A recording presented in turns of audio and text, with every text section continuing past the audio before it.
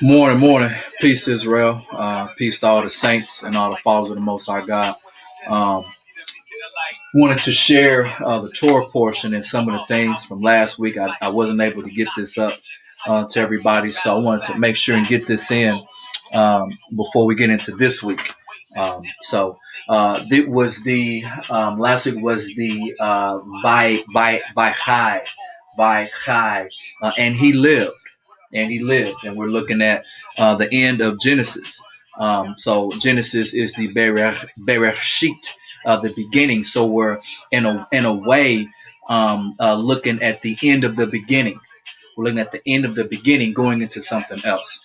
It was Genesis 47, 28 through Genesis 50, 26. And then that was the end of the Torah. And then in our prophets, we had 1 Kings, 2nd chapter, 1 through 12. And then in the Gospels, we had Luke 4, 31 through 5 and 11. So there's a phrase that's used a lot in sports, and especially basketball. And I got a basketball background. The big three. When you look at a lot of sports teams, you have the big three. You have your, I was a huge Celtics fan. Paul Pierce, Kevin Garnett, Ray Allen. That was a big three.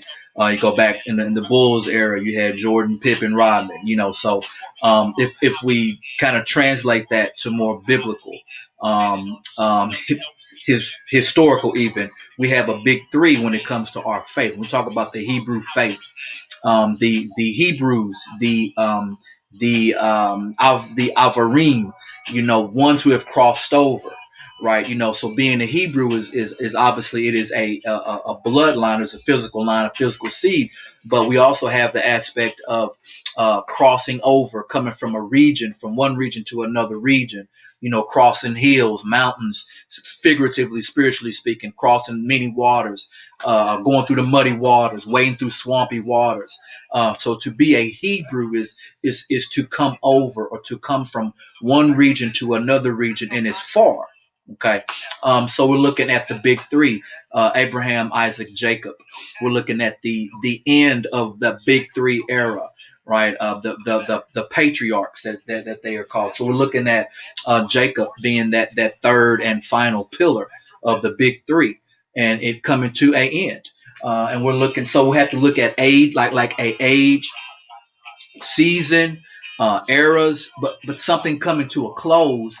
So then there must be a new beginning or a fresh start. Hebrew thinking is circular, right? So we go through a season, we go through an age, maybe we go through a couple of seasons. We go through we have some dry spells, we have some hot spells, we have some cold spells, we have some good spells, So we're looking at the passing on. We're looking at Jacob, and he's going to bless his sons. He's going to bless his sons and his grandsons. Very important. He blesses his sons and his grandsons. There's a carrying on of the torch, passed on to the boys, each having their own. It says that in Genesis 49, then Yaakov called for his sons and said, "Assemble yourselves. I will tell you what will befall you in the end of days." So it was important for them then, but it's even maybe doubly more as important now as we are in the end of days. Another basketball phrase, I have my high school coach. He used to say, because my first years we were really good. We had a really good team. We had really good teams, like going to state tournaments and all that stuff. And when those guys left, we were supposed to carry on this tradition, or carry on this high bar, this excellency that's been set.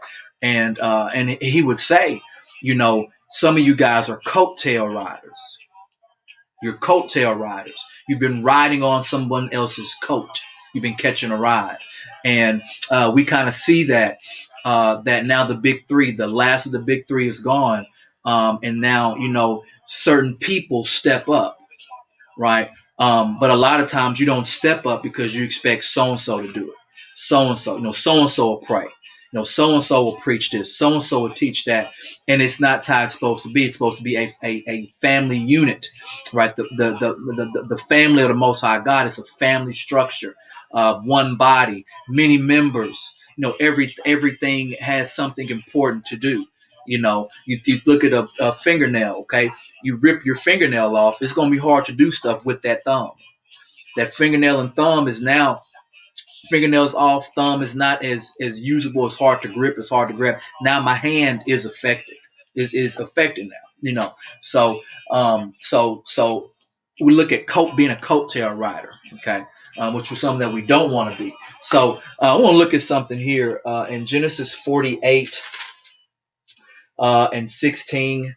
He said something. Jacob is talking to Joseph. And he said, the angel which redeemed me from all evil, bless the lads, and let my name be named on them, and the name of my fathers, Abraham and Isaac, and let them grow into a multitude in the midst of the earth. With this angel, he says, this angel which redeemed me. And we have to kind of think for a minute, well, man, what angel can redeem? Right? So the phrase is the Hamlaach, the Hamlaach Ha-Goel, the Hamlaach Ha-Goel, this redeeming or angel that can redeem. So we have to be wise in deciphering the scriptures and seeing our Messiah and seeing how he always was. That when we can see how a member of the big three, how he hangs on to this redeeming angel. And do we hang on to our Messiah the exact same way? Right? Do we hang on to the Messiah so tight that even if my hip is knocked out of joint, I'm not letting go until you bless me?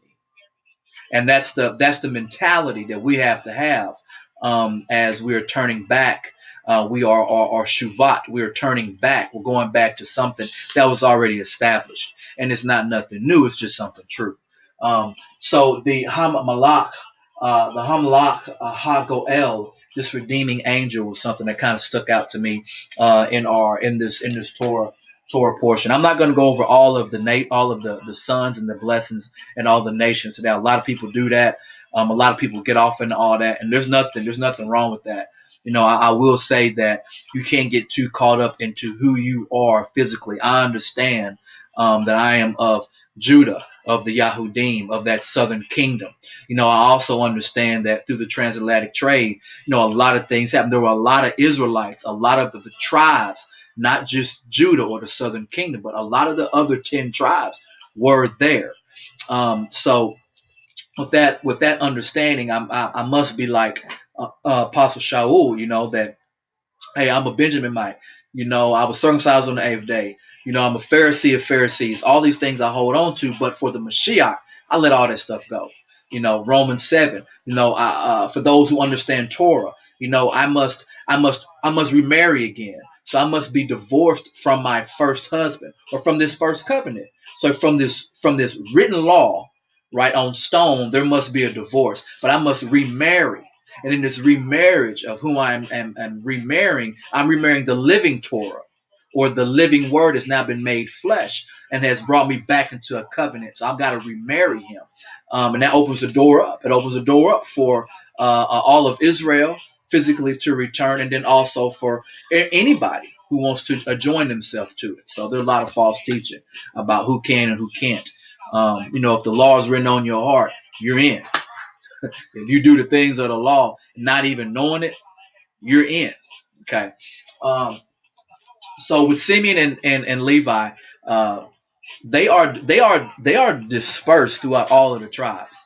So I know people have different breakdowns of who's who and what's what. But when it comes to Simeon and Levi, that they are dispersed throughout the tribes. Okay, so we got to always keep that in mind.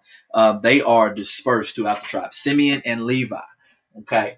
Also, let's look at Judah with the Yahudim, or with Judah. What was something that was told to Judah, that Judah, that he is this lion, and that is like who will arouse him?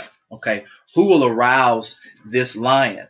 And something we got to understand, that we know that the Mashiach is the lion of the tribe of Judah.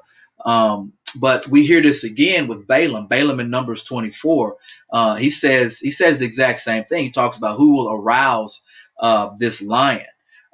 So we know that this lion. So when we look at the people of Judah, you are like a lion. something that the people who are of the tribe of Judah, something that we got to understand, that we are like a lion, and that what is placed inside of us, we gotta turn that energy, we gotta turn that fire into, back to the way the source had given it to us. How, something you just can't take out somebody's DNA. You can't take the praise and the song, you can't take the cry, the joy. Um, that is encoded in our DNA. The lion, like, when the lion roars, people, animals scatter, right? So we have to roar. We got to roar a right way, and we're supposed to roar. We're supposed to be hanging on. We're supposed to be hanging on to this word, because it's with Judah. Where what it's how it say, and look at my scripture here. With Judah, it said, that the scepter shall not depart, nor a lawgiver. Now in my Tanakh, it'll say a scholar. It says the scepter, and then the scholar. So the scholarship and the teaching and the presenting of the word with the like a lion. Those are things that is just in us to do, and that's why you see a lot of evangelicals, or maybe Sunday, it's something that kind of hits you in your spirit, because it's what Judah does. It's just not, it's not energized the right, it's not pointing the right direction, or like people that maybe get off. When we look at the gang culture and things like that, we are looking in all these other avenues, because we have this zealousness in us, and we're not directing it the right way, and therefore things are out of balance. So we're gonna look at some in Romans and 3, that Shaul says, and he says, "What advantage then hath the Jew, or what profit is there of circumcision? Much every way, chiefly because that unto them were committed the oracles of the Almighty." This is who the oracles were committed to. So this is something that the Yahudim, that is in us to do, and we have to return back, to be in our right place, right? So once again, as always with a real Yahudim, please stand up. You can cut that up in a lot of different ways, because a true Yehudite is one what inwardly and not outwardly. The outwardly does matter, because you are who you are. Don't never let anybody say that, be, or speak against that. You are who you are. In the same retrospect, if you're an idiot, okay, if you're a sinner, or if you're foolish and or whatever, then that's just who you are. Okay. Let's also look at Revelation 19, because in that same passage, what Jacob or Yisrael had told Joseph was that, he said that his garments would be washed in wine, and clothes in the blood of grapes. Eyes shall be red with wine, teeth white as milk. We get to Revelation 19. His eyes were as a flame, talking about the Mashiach, eyes of flame of fire. On his head were many crowns that had a name written that no man knew but himself. He was clothed with a vesture dipped in blood. His name is called the Word of God. His armies which were in heaven followed him upon white horses, clothed in fine linen, white and clean. Out of his mouth goes a sharp sword. So earlier in Genesis, it talked about, clothes like it's like in grapes, like in wine, it's clothes, and his teeth were white. Well, the teeth there is the sword here. Okay. So we got to see our Mashiach there.